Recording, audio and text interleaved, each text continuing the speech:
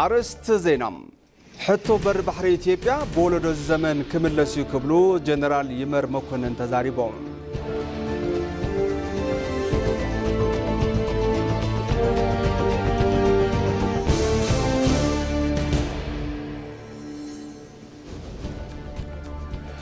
መንግስቲ ምትእስሳር ከተማን ገጠርን ምጥንኻርን ሓረስታይ ካብ ድኽነት ንምንጋፍን ዘኽእሉ መሰረተ ልምዓታት እናሳለጠ ከም ዝርከብ ተገሊጹ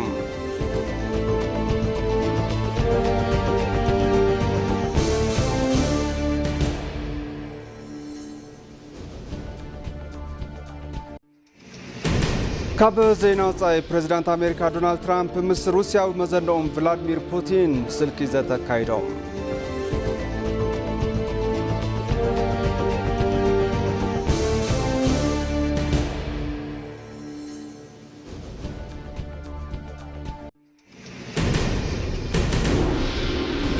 سلام طعنا بلي زخوركم تملكتي كم يمسيكم لقى ساعات حدا خوين لو كم تلمود ما دي زين حيزنا مصينا لنا زيناتات بممراح مساكم صنه انا ابراهيم فسام فلما بحصر زيناتاتنا كنجمر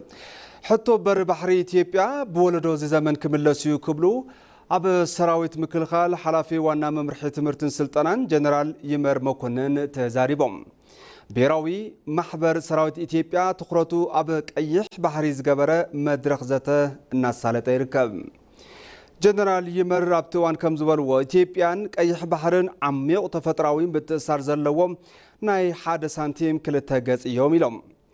إثيوبيا زلعلو تحتو هلونا غونصي زقسقس زيكونس حبراو تربحنتن زوباوي متأثارن مرغغات زغبر صعرن ممرحي هيب كا مقبالن زقدمه كم زخونه ون غليصوم ጉዳይ ቀይሕ ባህሪ ጉዳይ ህልውና ስለዝኾነ ኣብታ ሃገር ዝርከቡ አባላት ብሔራዊ ማሕበር ሰራዊት ኢትዮጵያ ከገንዘቡ ይግባእ ክብሉ ድማ አተሓሳሲቦም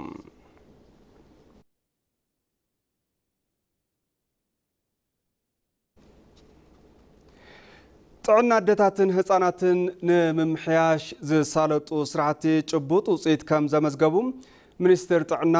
ዶክተር መቅደስ ዳባ ገሊፀን ሚኒስትር ጥዕና ምስ ዝተፈላልዮም ሓዙት አካላት መሳርሕታትን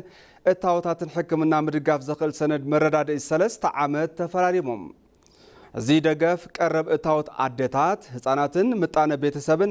ምዕባይ ዘኽእል እንትኸውን ዓውዲ ሕክምና ንምምዕባል ተጀመሩ ስራሕቲ ዘጠናኽር ምዃኑ ተገሊጹ ሚኒስትር ጥዕና ዶክተር መቅደስ ዳባ ኣብጥዋን ከም ዝበለኦም ኣብ ዝሓለፉ ዓመታት ለውጢ ኣብ ዓውዲ ጥዕና ዝተሳለጡ ስራሕቲ ጭቡጥ ውፅኢት እናተረኸበሎም እዩ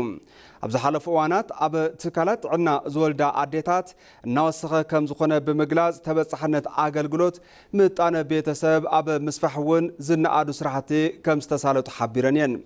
بمنجستي أب تكالات عنا نادتات زوهاب أقل حكمنا قدم وليدن دحر وليدن نزي مرتا عبي جام كم زبر كتب محبار نعوت النت قرات النت منجستي دقفتي محور سبن مدارك تأكلاتن نعول كم زنبرة تزاربا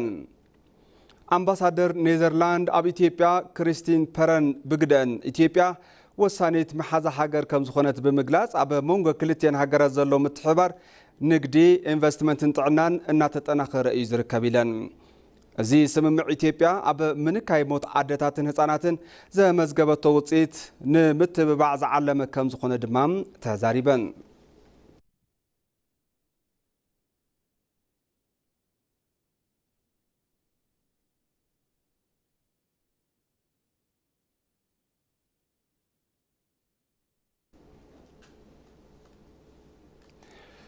بعل مزي مقدتات من محدار كتما أديس أبابا أبتا كتما بحاصور استعطو لعلي حدا شحن 400 مقدتات وشتي كقفت مقوارو تحبيرهم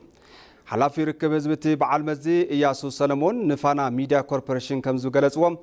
أبتا كتما مقدتات وشتي بحاصور سلستعطو أب منقساس ترافيك آلوتاوي صعنتو النحدرة صنيحيوم مزملكتهم أكلات صتان ممحدارن بموداد نزحلفو كلت أوارح بزوجنا وفر سراح أب لعلي حدشحن 434 بوتاتات حاصيروم زنور مقدتات كخفوتو كم استقبرون أبرهم اللوم كابزيب توساخي أب قصال اوانات العلي حدشح أب زخونو بوتاتات زتعاطو حاطورات ناي مخفات سراح كمزو غندما حبيروم اللوم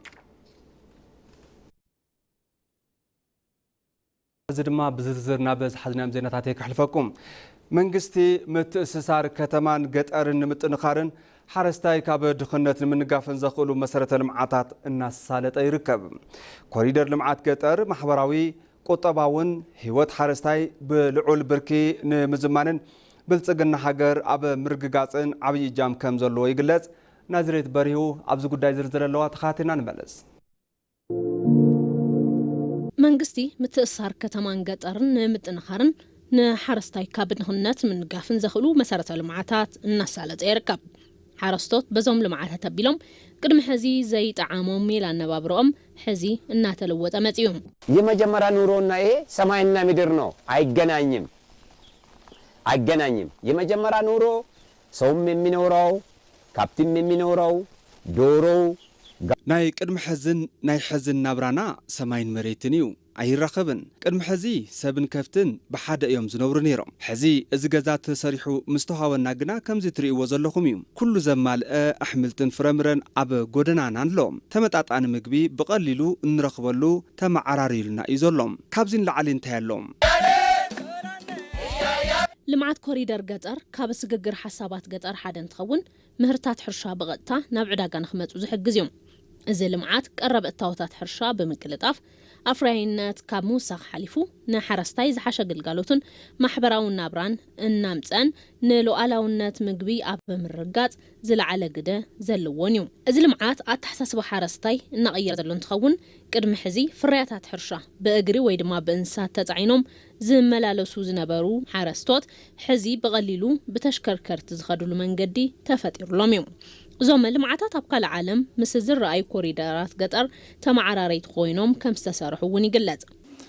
እያንዳንዱ የአርሶ አደር ህይወት በዚህ ደረጃ መቀየር ከቻለ ናይ ሕድሕድ ሓረስታይ ህይወት በዚህ ደረጃ ክቕየር እንተኽኢሉ ኢትዮጵያ ሉዓላውነት ምግባ ንምርግጋጽ ካብ ጸገም ንምውጻእ ዝሕግዝ እዩ ኣብ ኢትዮጵያ ድኽዳኸሎ ኢልና ንዛረቢና ኣብዚ ግና ኣብ ጎደነኦም እኹል ፕሮቲን እንቋቁሖ መዓር ስጋ ደርሆ ፍራምረ ኣሕምልትን ኣለዎም ነዚኦም በሊዑ ዝዓበየ ህፃን ድኽዳኸ ከጥቅዖ ይኽእልን ክጠምውና ይኽእልን ስለዚ ዝተጀመረ ስራሕቲ ብጣዕሚ ዘገርም እዩ ኮይኑ ግና እዚ ስራሕ ከመይ ክንሰርሖ ኣለና ዝብል ቆራጽነት ዝደሊ እዩ የገጠር ኮሪደርም ሲሰራ ቤዚክ ኮምፖነንት የሚባለው ወይ መሰረታዊ ተጠቃለውበታል ኮሪደር ገጠር እንትስራሕ አድለይቲ መሰረታዊ ነገራት ተማሊኦም እዮም ኣብ ከተማ ዘለው ሳሎን ዘለዎ በዓል 3 መደቀሲ መኽዘኒ ኣቕሑ ዘለዎ ሰርቪስ ዘለዎ ሽንት ቤት ዘለዎ ክችን ዘለዎ እዩ እዚ ኣብ ካልእ ሃገር እንትንከይድ እንሪኦን ንቐንአሉ ነገር ኣብ ሃገርና ተግባራዊ ኮይኖም ኣለዎም ልምዓት ኮሪደር ገጠር ንምቅልጣፍ ጉዕዞ ብልጽግና ሃገር ናይ ባዕሉ እጃም ዘለዎ ብምዃኑ ኣብ ቀጻሊ መንግስቲ ነዚ ልምዓት ከመይ ብዘላቕነት ምቕጻልን ምትእስሳር ዕዳጋ ምጥንኻርን ከም ዝከኣል ንጽባሕ ዘይበሃል ዕዮ ገዛ እዩ ኢትዮጵያ ቱሪዝም ከም ሓደ ዓንዲ ቁጠባ ብምግባር ጠመተ ሂባ ምስራሕ ካብ ትጅምር ነዘ ብርክት ዝበሉ ውጽኢታት ተመዝጊቦም ኣለዉ بمسارة ملكي توريزم حبرات منجستاتون أبا 2025 أقواط أوروبا زفر توريزم إثيوبيا حدميتاوي زعابين تخون أبا أفريقيا أبا فلماي بركي مخان كم زقالة تجلسلهم منوران جرماي توسخلوا زندرو 1.3 مليون የሚጠጋ የውጭ ቱሪስት ለብዘበን 1.3 ሚሊዮን ዝጽጉዑ ዑደተኛታት ወጻኢ ኣብ ኢትዮጵያ ዑደት ኣካይዶም እዮም እዚ ብዙሕ ቁጽሪ እዩ ነዚ ውጽኢት ድማ ናብ ኢሚግሬሽን መንገዲ ኣየር ሆቴል መባጽሕ ቦታታት ልምዓት ኮሪደር ብዝሰራሕናዮም ስራሕትታት ዝተመዝገበ እዩ ሃገራት ዘለዎም ሃብታት ቱሪዝምን ሰብ ሰራሕ አቅምታት ተጠቂሞም ሃገሮም ብሰናይ ምስሊ ንኽትፍለጥ ኣብ ዝግበር ጻዕሪ ንቱሪዝም ከም ሓደ መሳርሒ ይጥቀምዎ እዮም ብቁጠባ ኣዝዮም ዝማዕበሉ ሃገራቱን ብቱሪዝም ቁጠባኦም ንምድጋፍን ምስ ሃገራት ዘለዎም ዓለም ለኻዊ ምትሕባር ንምጥንኻር ከም መሳርሒ ይጥቀምዎ እዮም በዙይ ዘፈረዚ ዝተወሰኑ ሃገራት ከም ኣብነት ተልዕልና ጃፓናውያን ዘለዎም ባህላዊ ሓድግታት ፌስቲቫል ብምድላው ንዑደተኛታት እንተፋልጡ ሲንጋፖርን ዘለዋ መባጽሕ ቱሪዝም ብምዝማን ዓይኒ ዓለም ምስሓብ ኪኢላያ عرب إماراتسون عبيتي عالم لخاو مدرخات بمتنقاد عودتينياتاتن سب هابتي مسحب كيلايا إثيوبيا ون أبز حالفو عمتات لوطين زفر توريزم كم حد عند قطبا غيرا مسرح كاب تجمر النزا بركز باللوطات ممزقاب كم زخالة تغاليجيو በአጠቃላይ በሰባቱ ዓመት ውስጥ ካየን ትልልቅ ለውጦች አይተናል። የመጀመሪያው ለውጥ የታየው በሐፈሻ አበ ውሽጥ ሸውዓተ ዓመት ዝተሰርሑ ስራሕትታት ተሪእና ዓበይቲ ለውጥታት ተመዝጊቦም እዮም። ቱሪዝም ከም ዘይተጠቐምናሉ ግን ድማ ብርክት ዝበሉ ሃፍትታት ቱሪዝም ከም ዘለውና ዝተረዳናሉ እዋን እዩ። ሕዚ ግና ፈጠራ ብዝተመልኦ መልክዕ በጀት ተመዲቡሉ ካብ ከተማ አዲስ አበባ ክሳብ ክልላት አበ ዘለዉ ቱሪዝም ጠመተ ተዋሂቡ እናተሰርሐ ይርከብ። ማዕድን ሸገር ካብኡ ድማ ማዕድን ወለዶን ንሃገርን ብዝብል ዝተሰርሑ ስራሕትታት ዓብዪ ለውጢ አመዝጊቦም እዮም። ኢትዮጵያ መቅመጢት ሕብረት አፍሪካን ወናኒት ኩርዓት አፍሪካውያን ዝኾነ መንገዲ አየር ብምዃና ተወዳዳሪ ቱሪዝም ንክትኸውን ዓቕሚ ፈጢሩላ እዩ። ከም ሃገር ብዝተሰርሑ ዓበይቲ ስራሕትታትን ዓለም ለኻዊ ጉባኤታት ኣብ ኢትዮጵያ ንክሳለጡ በር ከፊት እዩ። ኢትዮጵያ የምትታወቀው ከዚህ በፊት እንደው በሌጀር ቱሪዝም ምንለው የሆነ ባክፓከር ይመጣል፣ ሀገር ያያል፣ ባህል ይጎበኛል፣ ታሪክ ይጎበኛል፣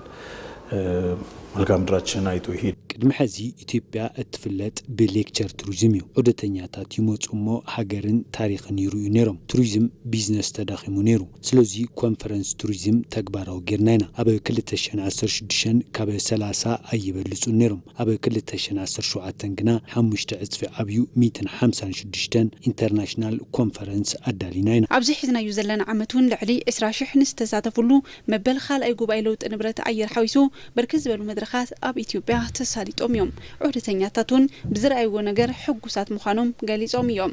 ባለፈው ዓመት ኒርሊ ወደ 1.29 ወደ 1.3 ሚሊዮን አካባቢ የውጭ ቱሪስት ነበረ። ኣብ ዝሓለፈ ዓመት 1.3 ሚሊዮን ዝኾኑ ዑደተኛታት ወጻኢ ነይሮም። እዚ ማለት እቲ ዝነበረ ኣታዊ ካብ 2.3 ቢልዮን ኣይበልፅን ነይሩ። ኣብዚ ዓመት ግና 4.9 ቢልዮን ዶላር ኣታዊ ረኺብና ኢና። እዚ ንቁጠባ ሃገር እውን ዝለዓለ እጃም ኣሎ። እዚ ዝሓዝናዮ ትልሚ 10 ዓመት እንትዛዘም 7.6 ሚሊዮን ዑደተኛታት ወጻኢ ከም ዝህልወና ትፅቢት ኣለና። እቶም ዝረኣዩ ስራሕትታት እውን ነዚ እዮም ዝሕብሩ። ካብ ኒውዮርክ መጽ አዲስ አበባ ተለዊጣ እያ። ብፍላይ ልምዓት ኮሪደር ጽባቐ እታ ከተማ ለዊጥዎ እዩ። ንፈለማ እዋኔ ናብ ኢትዮጵያ መጽ ብጣዕሚ ዝገርም እዩ። ካብ መዕርፎ ነፈርቲ ክሳብ መዕርፎ ሆቴል ዝረኽቦ ኣቀባብላ ኣዝዩ ዝድነቕ እዩ። ተሓጒሰ ድማ ካብ ጀርመን መጽ ናብ ኢትዮጵያ ብተደጋጋሚ መጽ አዲስ አበባ ብብዙሕ ነገር ተለዊጣ እያ። ኢትዮጵያ ዓብዪ ተስፋ ኣለዋ። መንግስቲ ምድማር ቱሪዝም ከም ሓደ ዓንዲ ቁጠባ ኮይኑ ግልጋሎት ንኽብን ኣብቲ ዘፈር ትፅቢት ዝግበር ውፅኢት ንኽመጽእ እስትራቴጂ ብምሕንፃፅ ምስራሕ ከም ዝግባእ ይኣምን እዩ።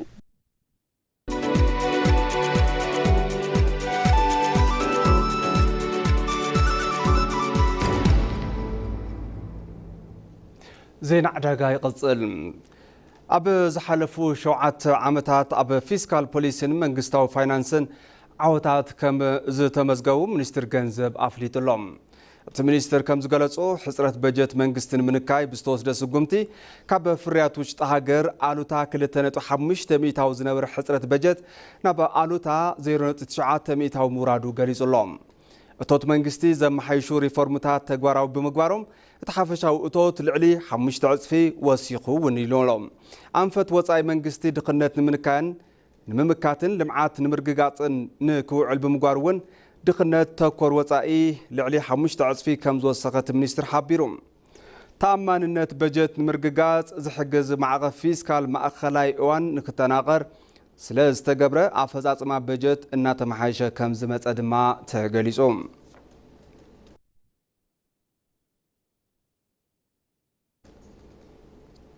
ሕዚ ድማ ናብ ዜና ወፃኢ ከስግረኩም ተመልከቲ። ፕሬዚዳንት ኣሜሪካ ዶናልድ ትራምፕ ምስ ሩስያዊ መዘኖም ቭላድሚር ፑቲን ብስልኪ ዘተ ኣካይዶም።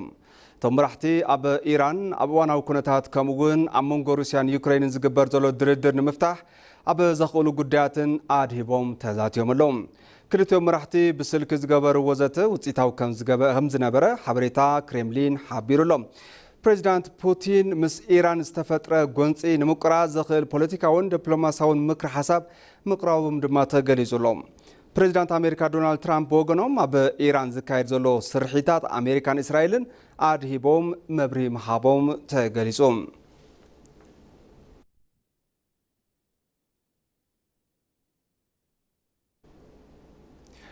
ማዕድ ዜና ቅድሚ ምዛምና ቀንዲ ዜናታት ዝዕለተ ከዘኻኽረኩም። حتى بر بحر إثيوبيا بولدو زمن كملسو يكبلو جنرال يمر مكنن تزاريبهم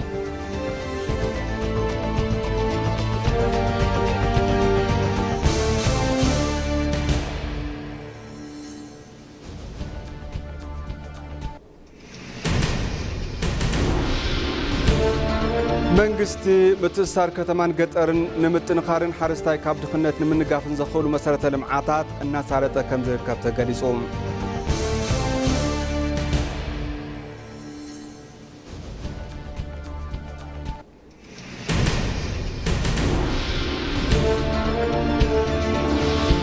ፕሬዚዳንት አሜሪካ ዶናልድ ትራምፕ ምስ ሩስያዊ መዘነኦም ቭላድሚር ፑቲን ብስልኪ ዘተካይዶም